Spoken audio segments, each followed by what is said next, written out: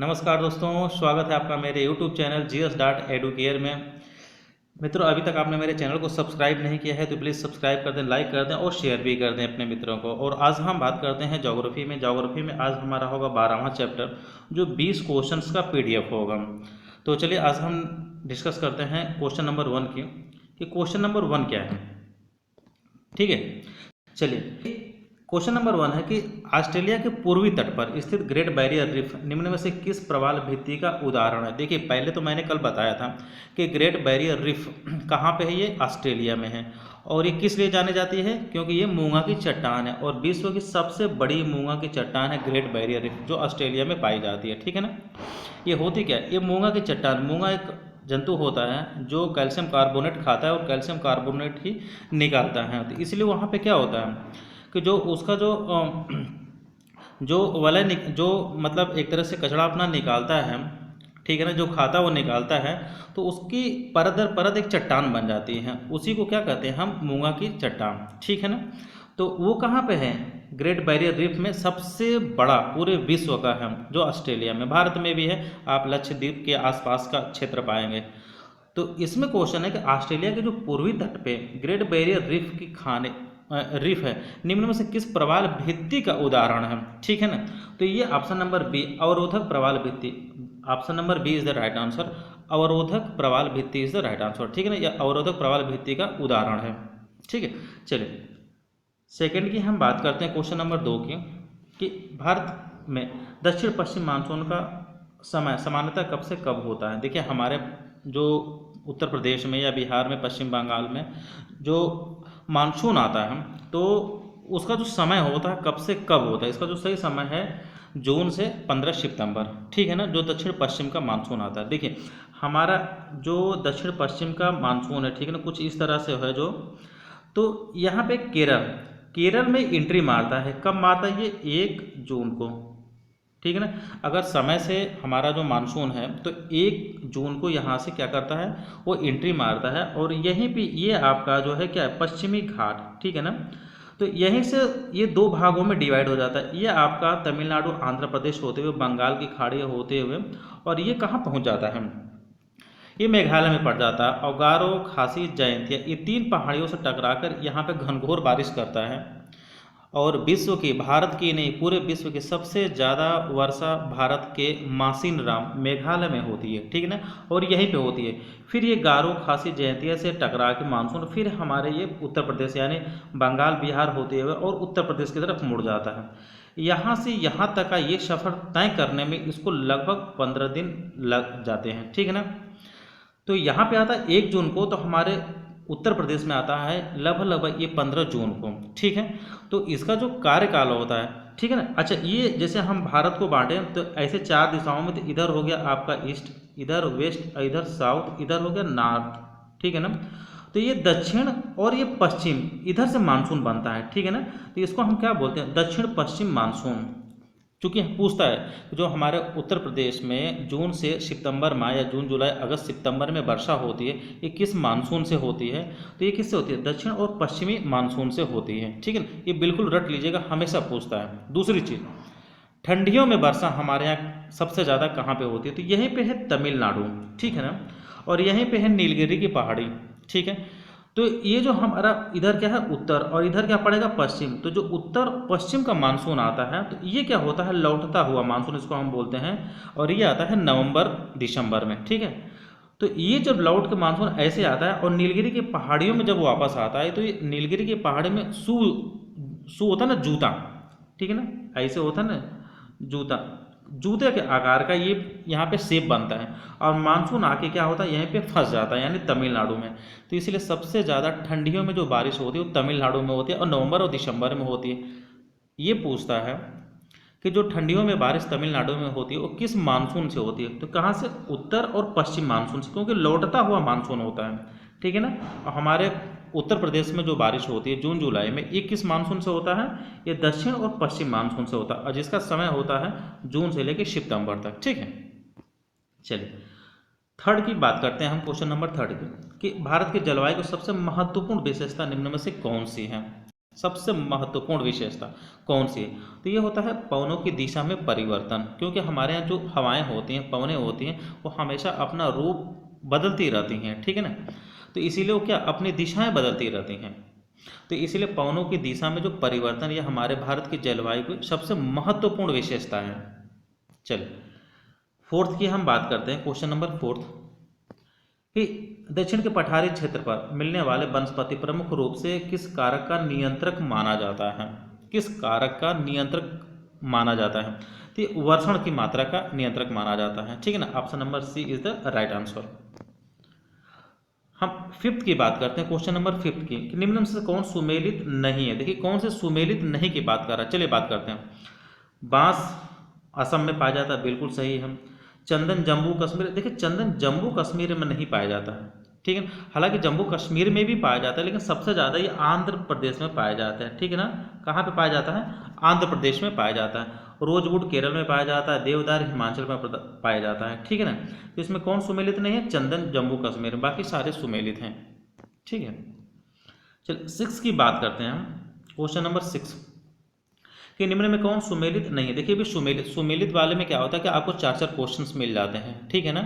जैसे हम बात करते हैं कि नेफानगर अखबारी कागज के लिए प्रसिद्ध है, बिल्कुल ठीक है। नेफानगर कहाँ पे? अरुणाचल प्रदेश में है। झरिया कहाँ पे? झारखंड में। ये कोयला की खान के लिए प्रसिद्ध है, बिल्कुल सही बात है। मथुरा कहाँ पे? उत्तर प्रदेश में।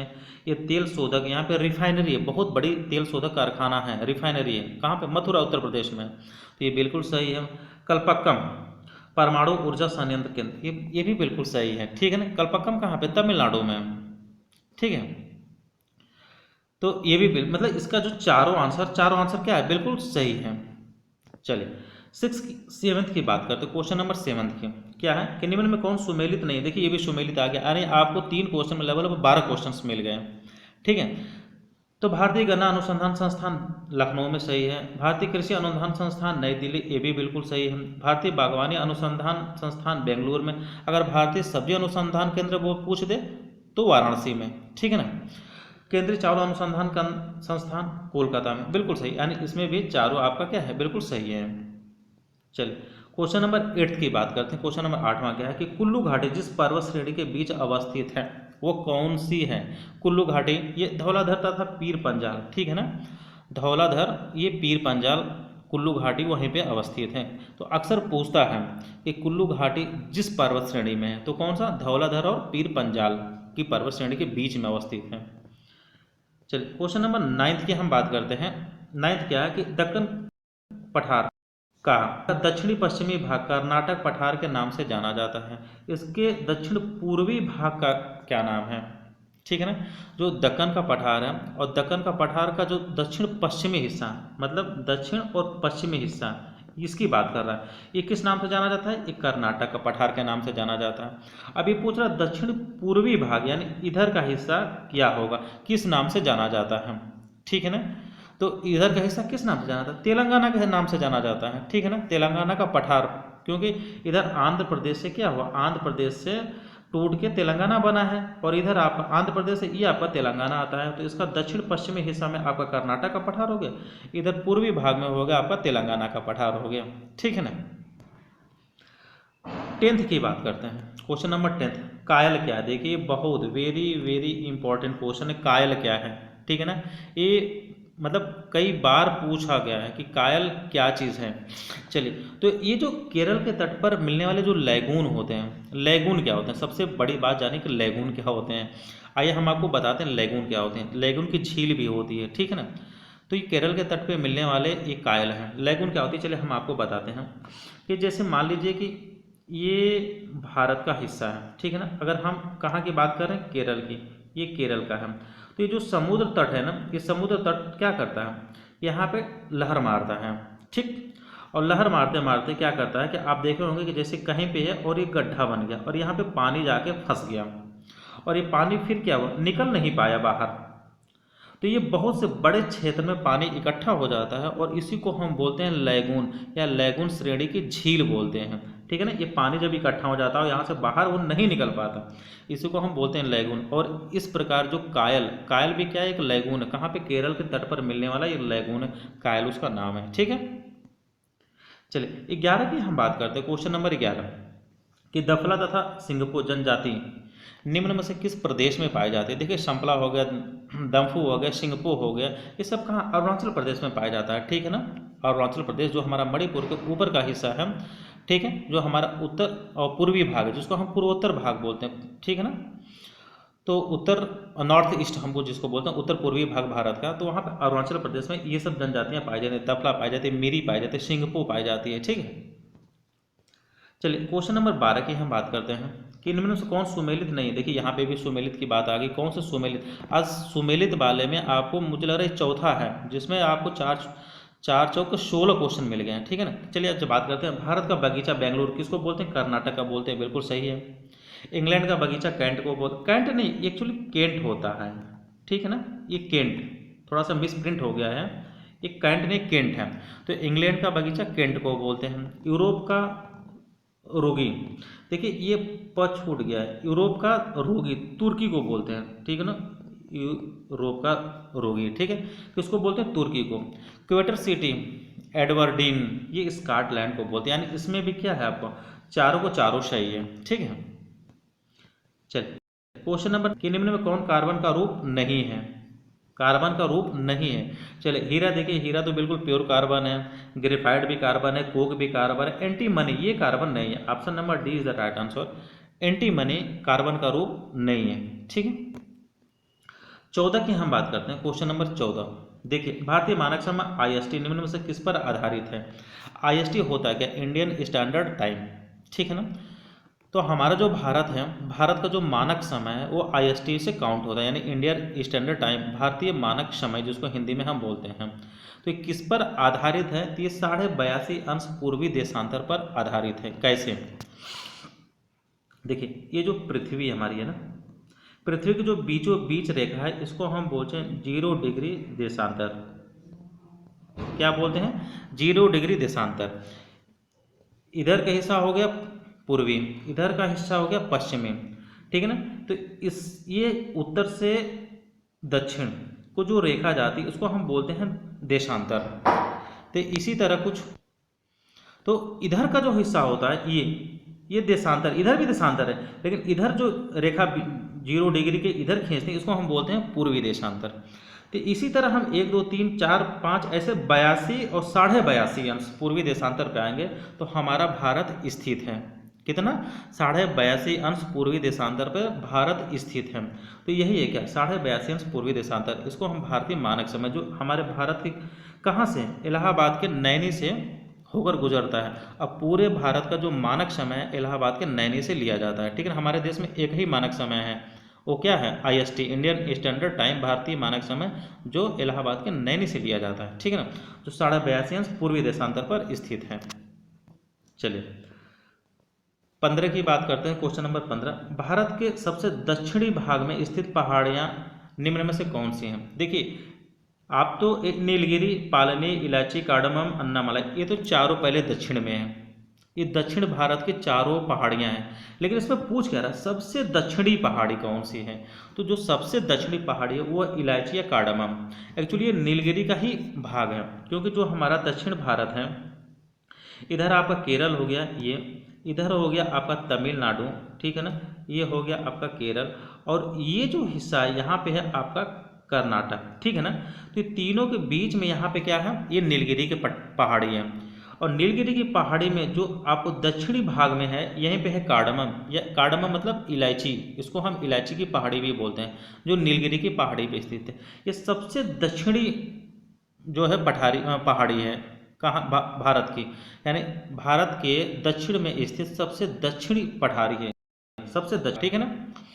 चलिए नेक्स्ट की बात करते हैं, क्वेश्चन नंबर 16 की, कि निम्न में कौन सी जलधारा यूरोप का गर्म कंबल, देखिए वार्म ब्लैंकेट ऑफ यूरोप के उपनाम से जाना जाता है। ये देखिए बहुत बहुत इंपॉर्टेंट है, गल्फ स्ट्रीम, गल्फ स्ट्रीम होता है जिसको हम यूरोप का गर्म कंबल बोलते हैं। ये बहुत ही इंपॉर्टेंट है मित्रों, हमेशा पूछा गया, बहुत से एग्जाम्स में पूछा गया है, मिलान करने के लिए भी पूछा गया है, ऑनलाइनर क्वेश्चंस में भी पूछा गया है कि यूरोप का गर्म कंबल के उपनाम से कौन जाना जाता है। तो गल्फ स्ट्रीम, गल्फ स्ट्रीम क्या, एक जलधारा है वहाँ की, ठीक है ना, वहाँ की क्या, यूरोप की एक गर्म जलधारा है, इसीलिए यूरोप का गर्म कंबल इसको हम बोलते हैं, जिसका नाम क्या है, गल्फ स्ट्रीम, ठीक है। चलिए 17 की हम बात करते हैं कि निम्न से किस प्रजाति के बाल, निम्न से किस प्रजाति के बाल जैसे होते हैं, बाल नहीं, ये देखिए वो थोड़ा सा मिस प्रिंट हो गया है। निम्न में से किस प्रजाति के बाल घुंघराले होते हैं, ठीक है ना, या करली होते हैं, ये कहने का मतलब है। तो इसमें निग्रेइड, ठीक है ना, निग्रेइड एक जनजाति होती है, उसके जो बाल होते हैं वो करली होते हैं, ऐसे घुंघराले होते हैं, ठीक है ना, घुंघराले होते हैं। हमारे आपके बाल जैसे सीधे हैं, कुछ लोग के बाल भी करली होते हैं भारत में, लेकिन निग्रेइड जो प्रजाति होती है इनमें सबके बाल घुंघराले होते हैं, ठीक है ना। चलिए क्वेश्चन नंबर 18 की हम बात करते हैं। देखिए तो बहुत वर्तमान भूत की कुंजी है, यह कथन किसका है? Present is the key of future, क्या है? Present is the key of future, यानी वर्तमान भूत की कुंजी, यानी भूतकाल की कुंजी यानी चाबी है। एक विद्वान हुआ करते थे हटन, ठीक है ना, B is the right answer इसमें है, बी सही आंसर है। हटन ने कहा था कि वर्तमान भूत की कुंजी है, ठीक है ना। तो ये कई बार ये भी पूछा गया है, इसलिए हमने इसको रख दिया है, क्योंकि कभी भी कभी कथन बहुत पूछता है कि ये कथन किसका है, एक कथन किस विद्वान का है। तो हटन एक विद्वान थे और उन्होंने कहा था कि वर्तमान भूत की कुंजी है। चलिए 19 की हम बात करते हैं कि ऑस्ट्रेलिया की कालगुर्दी तथा कुलगार्डी क्षेत्र निम्न से किस खनिज के लिए प्रसिद्ध है? देखिए अभी हमने बताया था कि ऑस्ट्रेलिया में विश्व का सबसे अच्छा ऊन पाया जाता है, ठीक है ना, और सबसे ज़्यादा ऊन का उत्पादन भी ऑस्ट्रेलिया करता है। उसी तरह जैसे भारत में पन्ना की खान से क्या हीरा की प्राप्ति होती है, झरिया की खान से कोयला की प्राप्ति होती है, उसी तरह ऑस्ट्रेलिया में 2 खान है, कालगुर्दी और गुलकार्डी, ये सोना के लिए प्रसिद्ध है। सबसे ज़्यादा ऑस्ट्रेलिया का जो सोना होता है वो कालगुर्दी और गुलकार्डी से ही निकाला जाता है। ये तो ऑस्ट्रेलिया के 2 प्रसिद्ध खान हैं, ठीक है ना, किसकी? सोने की खान है, गोल्ड की। चलिए क्वेश्चन नंबर 20 की हम बात करते हैं कि एरियल, अब्रियल, टिटेनियम, ओबेरान तथा मिरांडा ये सब क्या हैं? उपग्रह हैं, किसके हैं? अरुण के। अरुण ग्रह है और अरुण की ये सब क्या है? उपग्रह हैं। ये बिल्कुल याद रखिएगा, जैसे पृथ्वी का उपग्रह चंद्रमा, ठीक है, ठीक है ना, उसी तरह अरुण का ये सब उपग्रह है। कौन? एरियल नाम है, अब्रियल नाम है, टिटेनिया है, ओबेरान है, मिरांडा है। चलिए आपको हम बता दें कि सूर्य से दूरी के अनुसार जो है अरुण की स्थिति क्या है। चलिए ये जैसे सन है, क्या है? सन हमारा सूर्य हो गया, ठीक है ना, ये सूर्य के बगल में ये है, क्या है? मरकरी है, उसके बगल में क्या है? वीनस यानी शुक्र है, उसके बगल में ये क्या है? अर्थ यानी पृथ्वी है, उसके बगल में ये मार्स है यानी मंगल है, उसके बगल में ये क्या है? बृहस्पति यानी जुपिटर है, इसके बगल में हमारा शनि यानी सैटर्न है, इसके बगल में ये अरुण है यानी नेपच्यून है, ठीक है ना। उसके बाद यहाँ पे वरुण आता है, ठीक। तो अगर हम सूर्य के अनुसार दूरी देखें तो 1 2 3 4 5 6 और 7वें नंबर पे है, और टोटल कितने ग्रह हैं? 8 ये, ठीक है ना। तो अरुण की स्थिति सूर्य के अनुसार 8वें नंबर पे है, और ये सारे क्या है? अरुण के उपग्रह हैं, ठीक है। चलिए ये रहा आज का हमारा 20 क्वेश्चन का PDF, ठीक है मित्रों। पूरा देखिएगा वीडियो, और वीडियो पूरा देखने के बाद कमेंट जरूर करिएगा। चैनल पर नए हैं तो बिल्कुल सब्सक्राइब करिए, अपने दोस्तों को शेयर भी करिए, और चैनल को सब्सक्राइब, लाइक और शेयर जरूर करें। थैंक यू मित्रों, थैंक यू सो मच।